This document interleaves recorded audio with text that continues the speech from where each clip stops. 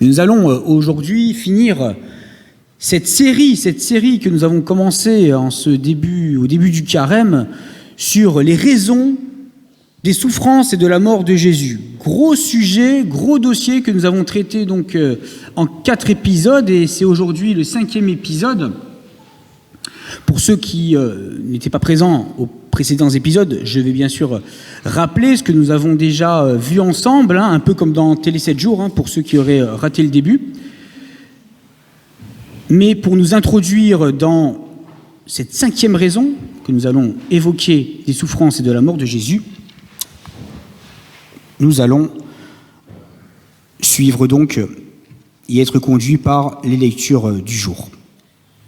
Avant de nous plonger donc dans ces 3 lectures, que voici, livre des Actes des Apôtres, chapitre 10, versets 34 à 43. Ensuite, nous lirons dans la lettre de Paul aux Colossiens, le chapitre 3, versets 1 à 4, et nous terminerons en beauté avec l'évangile selon Matthieu, chapitre 28, versets 1 à 10.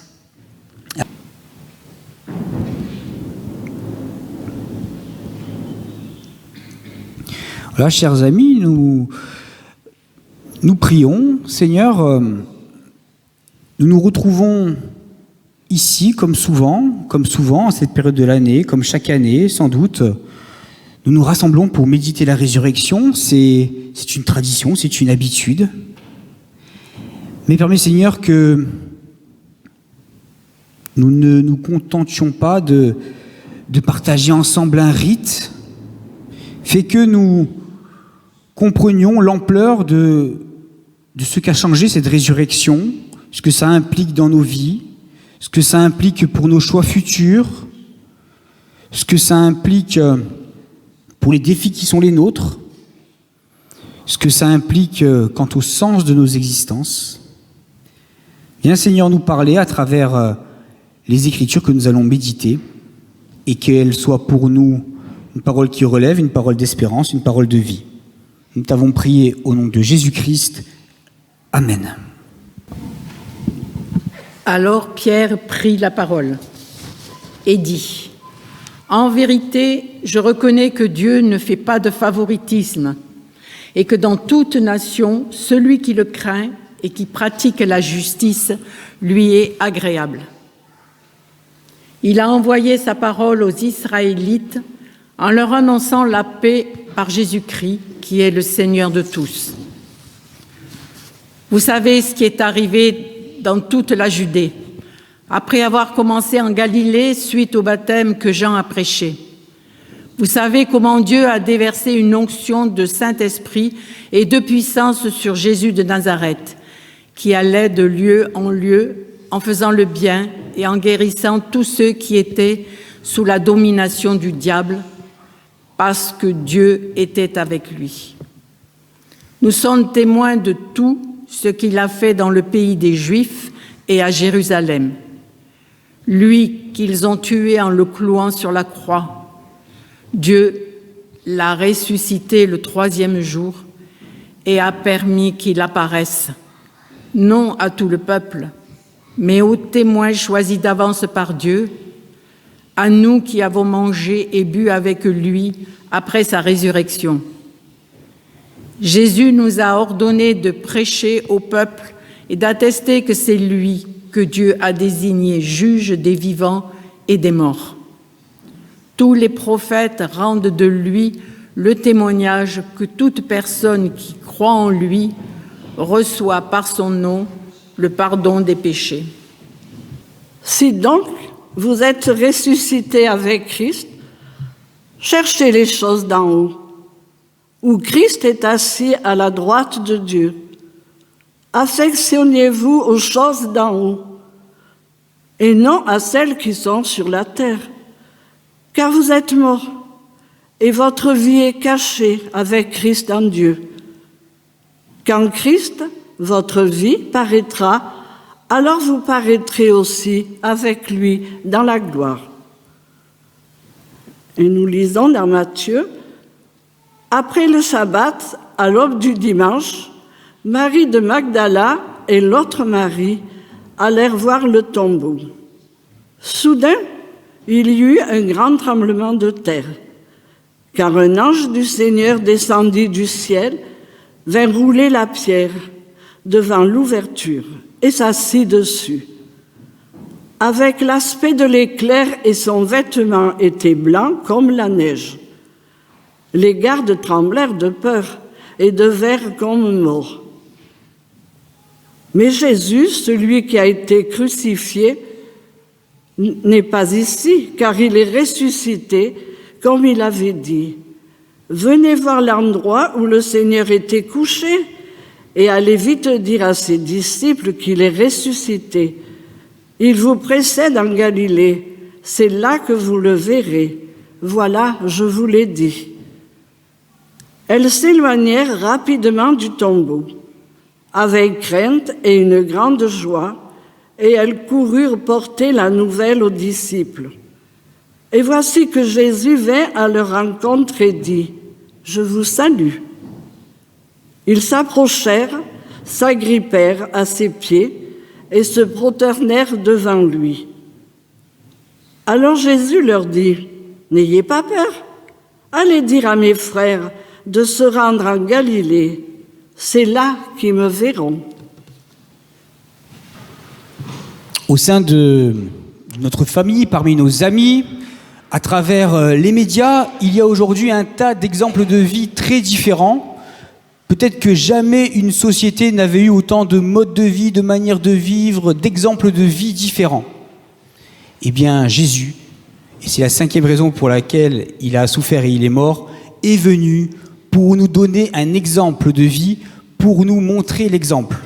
Le bon exemple de vie. Pourquoi ? Parce qu'il est ressuscité. Avec la résurrection, les souffrances et la mort de Jésus, c'est clair, c'est le bon chemin parce qu'il est ressuscité.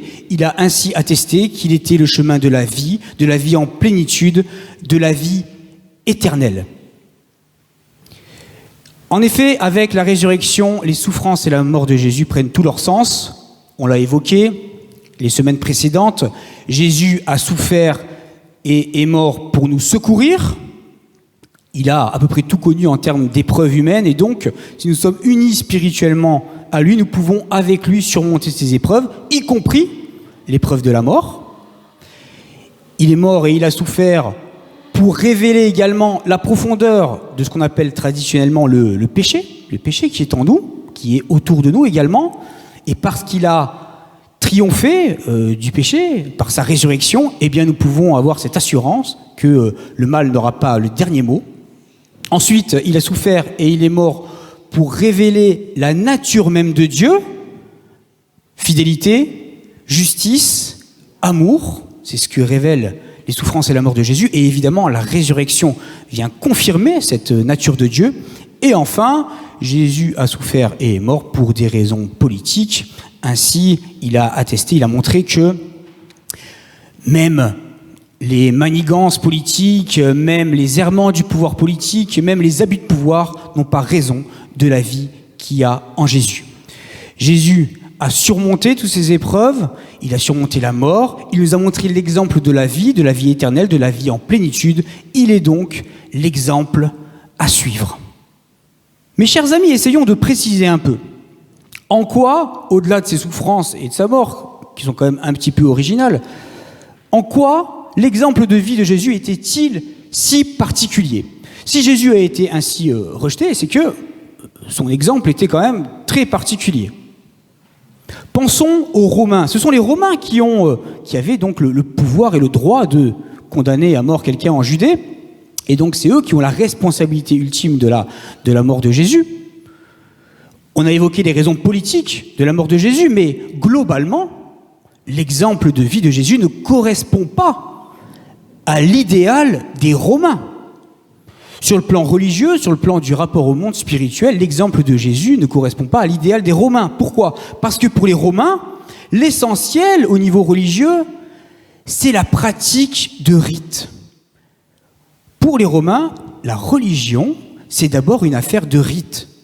Plus on accomplit des rites, des célébrations religieuses, plus on est religieux. Plus on accomplit des rites à destination d'une multiplicité de divinités, plus on est religieux pour les Romains. L'essentiel, c'est pas la foi, c'est d'accomplir des rites, des performances religieuses. Tel est l'essentiel pour les Romains, et Jésus a montré par sa vie que l'essentiel, ce n'est pas tant le rite que de faire la volonté de Dieu. Faire la volonté de Dieu. Jésus a dit, quiconque fait la volonté de Dieu est mon frère, ma sœur, ma mère. L'essentiel est de faire la volonté de Dieu. Un Dieu auquel on se consacre totalement. Et Jésus partageait avec ses frères juifs cette parole, cette conviction: tu aimeras le Seigneur ton Dieu de tout ton cœur, de toute ton âme, de toute ta force et de toute ta pensée. Pour Jésus, le rite n'a pas de valeur s'il n'est pas accompagné de cette foi, de cette consécration à Dieu, de cette confiance à Dieu. Et Jésus l'a rappelé, c'est la miséricorde que je veux et non les sacrifices. Une foi qui implique toute la vie. Donc, l'exemple de Jésus était un peu différent de ce qu'était l'idéal des Romains d'un point de vue religieux. Passons ensuite à ces frères juifs avec lesquels Jésus partageait évidemment l'essentiel des convictions, des croyances, et il partageait là, évidemment la foi d'Israël. On a évoqué qu'il y avait, c'était il y a 2 semaines, qu'il y a plusieurs tendances, il y avait plusieurs tendances au sein du judaïsme à l'époque de Jésus. Vous vous en souvenez, il y avait les Sadducéens, ensuite les pharisiens, ensuite les Esséniens, et les quatrièmes, les Zélotes. Voilà, 4 courants au sein du judaïsme, et l'exemple de Jésus était assez particulier par rapport à ces 4 courants. Le premier courant, les Sadducéens, c'est la tendance qu'on peut appeler la tendance poisson mort. Dans une rivière, les poissons qui vont à contre-courant, qui remontent la rivière, sont les poissons vivants. Les poissons morts, eux, ils suivent le courant. Les Sadducéens, c'était, donc les chefs des prêtres, c'était des gens assez pragmatiques finalement. Pour eux, il n'y avait pas l'espoir d'un autre monde. Ils ne croyaient pas en la résurrection des morts. Pour eux, le monde était tel qu'il était, il fallait faire avec. Il n'y avait pas l'espoir d'un autre monde. Alors évidemment, ils pratiquaient la loi de Moïse, ils étaient très attachés à la loi de Moïse, et en particulier à tous ces rituels, à ces sacrifices qu'il y a dans la loi de Moïse. Et de ce point de vue, évidemment, ils s'entendaient très bien avec les Romains, mais pour eux, voilà, l'essentiel, c'était de faire ces rites, de suivre la loi de Moïse, mais ils n'étaient pas dans cette espérance d'un autre monde. Alors que Jésus, par sa vie, par son exemple, par son enseignement également, apportait cet idéal du royaume de Dieu. Il apportait l'idéal d'un autre monde. Il a vécu non dans le pragmatisme du présent, mais dans la perspective de l'éternité. Jésus a montré par son exemple de vie que l'essentiel, ce n'était pas la préservation d'intérêts, c'était porter du fruit pour le royaume et dans une perspective d'éternité. Alors bien sûr, à court terme, on pourrait penser que le pragmatisme des Sadducéens était préférable, mais à long terme, à échelle de l'histoire, à échelle de l'éternité, c'est évidemment l'exemple montré par Jésus qui est préférable. On voit toutes les vies qui ont été changées par l'exemple de vie de Jésus, on voit tout ce que l'humanité, à quel point l'humanité a été transformée. Peut-être pas assez, mais l'humanité a fait quand même beaucoup de progrès grâce au message et à la foi en Jésus, grâce à l'exemple de vie porté par Jésus. Donc Jésus, son exemple de vie, ça a été non une vie de poisson mort, mais une vie de poisson vivant à contre-courant de la logique de son temps. Deuxième tendance, chers amis, les Esséniens. C'est ce qu'on pourrait appeler la tendance Maître Yoda, pour ceux qui connaissent la saga Star Wars. Maître Yoda, il vivait très à l'écart du monde, c'était un ermite. Alors contrairement à Maître Yoda, les Esséniens, ils vivaient en communauté. Mais ils vivaient dans le désert, ils vivaient hors du monde, hors de la société. Parce qu'en fait, ils considéraient que le monde était tellement pourri, le monde était tellement perdu, qu'il n'y avait plus rien à faire. Et pour vivre sa foi, il fallait vivre complètement à l'écart, il fallait vivre hors du monde. Or Jésus, quant à lui, a pleinement vécu au cœur du monde. Il s'est incarné dans ce monde, il a grandi dans une famille assez classique d'un point de vue social, pas très original. Il a travaillé sans doute de ses mains, comme Joseph en tant que charpentier. Même quand il a accompli son ministère public, c'était vraiment au cœur du monde, avec, entre guillemets, les vrais gens. Il a certes passé 40 jours au désert, mais pour mieux revenir au cœur du monde. Jésus a vraiment porté son idéal au cœur du monde, contrairement à la tendance des Esséniens qui était de se couper du monde. Jésus avait cette conviction que le monde n'était pas totalement perdu, que l'histoire n'était pas terminée, mais que le monde attendait une présence, un nouveau souffle, une nouvelle vie que Jésus est venu apporter. Je passe, chers amis, à la troisième tendance, la tendance qu'on pourrait appeler Montroucous. Vous connaissez l'eau minérale Montroucous? Quel est le slogan de Montroucous? Pour ceux qui lisent leur bouteille d'eau quand ils boivent, la pureté préservée. Ce sont les pharisiens. La pureté préservée. Les pharisiens, contrairement aux Esséniens, ils vivaient dans le monde, ils travaillaient comme tout le monde, ils étaient au cœur du monde, mais c'était ce qu'on appelle des communautaristes. C'est-à-dire qu'ils étaient très attachés à leur communauté, ils ne se socialisaient qu'avec les gens de leur communauté, ils se séparaient de ceux qui ne leur ressemblent pas, ils se méfiaient de ceux qui ne leur ressemblent pas. Alors évidemment, quand Jésus est allé comme ça vers des gens très différents, des gens que les pharisiens considéraient notamment comme de mauvaise vie, eh bien, ça a beaucoup choqué les pharisiens. Les pharisiens, ils étaient avant tout préoccupés par le fait de défendre leur identité, de défendre une culture, le fait de défendre une certaine aussi conception qu'ils avaient de la pureté devant Dieu. Leur obsession, c'était ça, c'était protéger une identité, une culture, leur manière de voir la relation à Dieu. Alors que Jésus avait une autre préoccupation, c'était de porter l'évangile, c'était de porter le salut, c'était de porter la vie, la guérison, la résurrection, en particulier à ceux qui étaient loin de la foi d'Israël et les plus loin du Père, en tout cas ceux qui avaient l'impression ou la conscience d'être loin du Père. On passe à une quatrième tendance, les zélotes. Les zélotes, c'est la tendance qu'on pourrait appeler Silitbang. Mesdames, vous connaissez, je dis mesdames parce que c'est les hommes qui nettoient, mais ce sont les dames qui font les courses.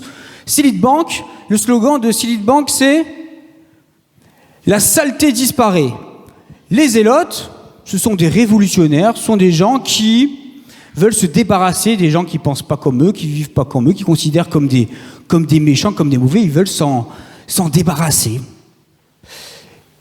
Jésus n'a pas été le seul à être crucifié dans la Judée et la Galilée au tournant de l'ère chrétienne. Du temps de l'occupation romaine de la terre d'Israël, il y aurait eu environ des dizaines de milliers de crucifixions. Des dizaines de milliers. Donc il n'y avait pas que Jésus. Il y a eu des esclaves rebelles qui ont été crucifiés, des criminels également qui étaient crucifiés, et puis des rebelles politiques qui voulaient faire la révolution, des zélotes. Or, l'histoire n'a retenu que l'exemple de Jésus.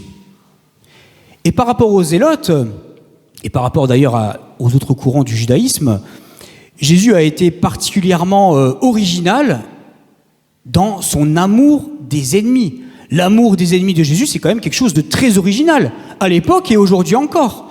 Quelle philosophie, quelle religion, quelle confession, où est-ce qu'on parle de l'amour des ennemis? C'est quand même une des bizarreries du christianisme, il me semble. En tout cas, je n'ai pas l'impression qu'il y ait d'autres courants qui... Et vraiment, cet exemple de Jésus d'amour des ennemis, d'amour jusqu'au bout, a été vraiment quelque chose de très spécifique. Si Jésus a vécu l'amour des ennemis, c'est qu'il avait des ennemis. Le livre des Actes l'a rappelé dans notre texte. Jésus a fait le bien, et pourtant, il s'est fait plein d'ennemis. C'est pas parce qu'on agit bien, c'est pas parce qu'on croit agir bien qu'on se fait forcément que des amis, c'est bien de s'en rappeler parfois. Jésus l'a souligné, l'élève n'est pas plus grand que le maître. Et puis aimer ses ennemis, c'est pas juste supporter ses ennemis, c'est pas juste tolérer ceux qui pensent différemment, c'est aimer ses ennemis, ceux qui nous veulent du mal, ceux qui nous font du mal. Et c'est aimer en action. Agapé, c'est l'amour en acte, c'est l'amour inconditionnel, c'est l'amour qui ne fait pas de différence, c'est l'amour qui n'attend pas de retour. C'est l'amour vraiment, vraiment gratuit, l'amour gratuit y compris vis-à-vis des personnes qui nous font du mal. Voilà, l'exemple de vie de Jésus, on le voit, a été vraiment très original et il faut bien l'admettre, c'est sans doute pas naturel pour nous que de vivre avant tout dans la recherche de la volonté de Dieu à une époque où beaucoup de gens doutent de l'existence de Dieu. Pas facile pour nous de porter cet idéal au cœur du monde, dans des environnements qui nous sont parfois, dont on pense qu'ils nous sont hostiles. Pas facile pour nous d'aller vers les personnes peut-être qui ne pensent pas comme nous. Pas facile, ne serait-ce que de supporter, tolérer les gens qui nous font du mal, et encore moins facile de les aimer. Et pourtant, si nous sommes en Christ, nous avons cette capacité spirituelle de le suivre et de suivre cet exemple. Comme l'a dit l'apôtre Paul, nous sommes ressuscités avec le Christ. Nous sommes déjà de nouvelles créatures. Le Christ vit en nous. Le Christ ressuscité vit en nous. Et il vit non seulement en nous individuellement, mais aussi au milieu de nous en tant que communauté. Le Christ, quand nous sommes en communauté, se rend présent au cœur du monde de manière spéciale. Et c'est pourquoi nous sommes appelés aussi, en tant que communauté, à porter le Christ au cœur du monde et à suivre l'exemple de Christ au cœur du monde. Voilà, chers amis, chers frères et sœurs, c'est à nous de choisir l'exemple de vie que nous voulons suivre. Est-ce que nous voulons vivre peut-être une vie religieuse avec quelques rituels de temps en temps? Est-ce que nous voulons vivre en mode poisson mort, suivre le courant du monde tel qu'il va? Est-ce que nous voulons vivre en mode maître Yoda, coupé du monde, hors du monde? Est-ce que nous voulons vivre en mode Monroucous, surtout soucieux de préserver une identité, une culture? Est-ce que nous voulons vivre en mode Silite Bank et chercher à dominer ou à agresser ou à chasser ceux qui ne pensent pas comme nous? Ou est-ce que nous voulons vivre en mode Jésus ressuscité? Comme l'a dit l'apôtre Pierre, à qui irions-nous, Seigneur? Tu as les paroles de la vie éternelle. Amen.